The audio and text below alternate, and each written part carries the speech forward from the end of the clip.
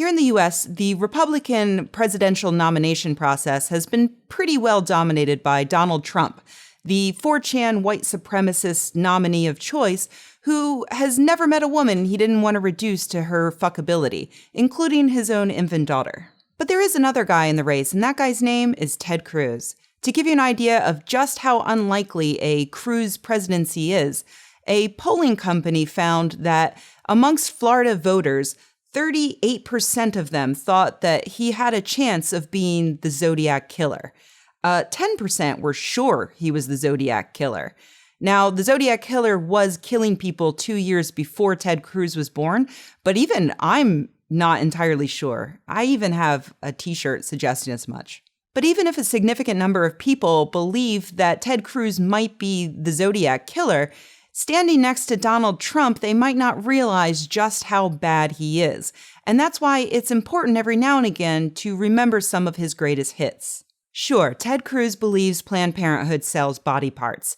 Yes, he voted against the Violence Against Women Act. Of course, he doesn't think that same-sex marriage should be allowed, and he doesn't even think that gay people should be allowed to have parades. Obviously, he wants to abolish the U.S. Department of Education. Clearly, he does believe that Obama is coming to take our guns. Absolutely, he would shut down the government if it would prevent people from having universal health care. Yes, he wants to build a giant wall to keep out immigrants. Yes, he fought to keep under God in the Pledge of Allegiance because that was very important for him. And also he fought to keep the 10 Commandments on display on government property. Of course, he hates net neutrality and he thinks that we should ban any technology that bad guys use. And yes, obviously, he doesn't believe in climate change, and he's probably not into evolution either, as I covered in an earlier video. But all of that needs to take a back seat now, because while Obama may or may not be coming for our guns, Ted Cruz is coming for our dildos. And note that that's coming for, not coming from. If it were the latter, Ted Cruz would be way more chill. Okay, no, Ted Cruz is probably not going to make dildos illegal if he becomes president of the United States. But it is worth noting that while in Texas, he fought very hard to keep dildos and other sex toys illegal. Dildos weren't illegal to own in Texas, they were just illegal to sell, which Cruz argued, as a Texas Solicitor General, didn't actually impede anyone's right to own one.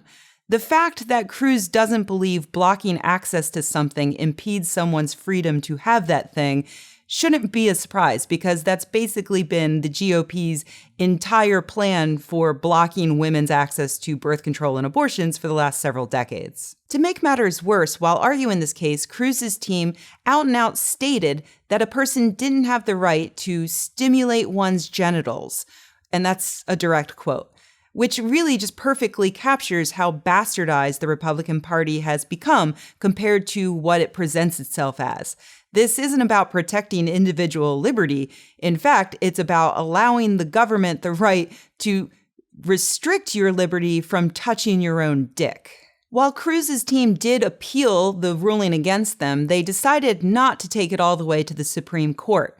And when breaking this story, David Korn over at Mother Jones wrote, imagine how his political career might have been affected had Cruz become the public face for the Anti-Dildos movement, had it gone to the Supreme Court. You guys, I want to be clear here, it's not too late.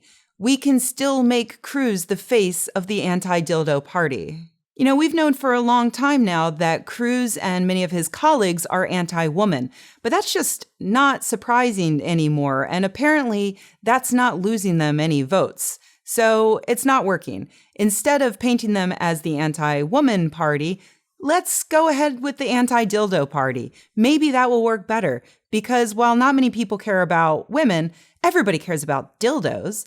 And of course, the law in Texas didn't just refer to dildos, it also referred to things like fleshlights. So men were directly impacted as well.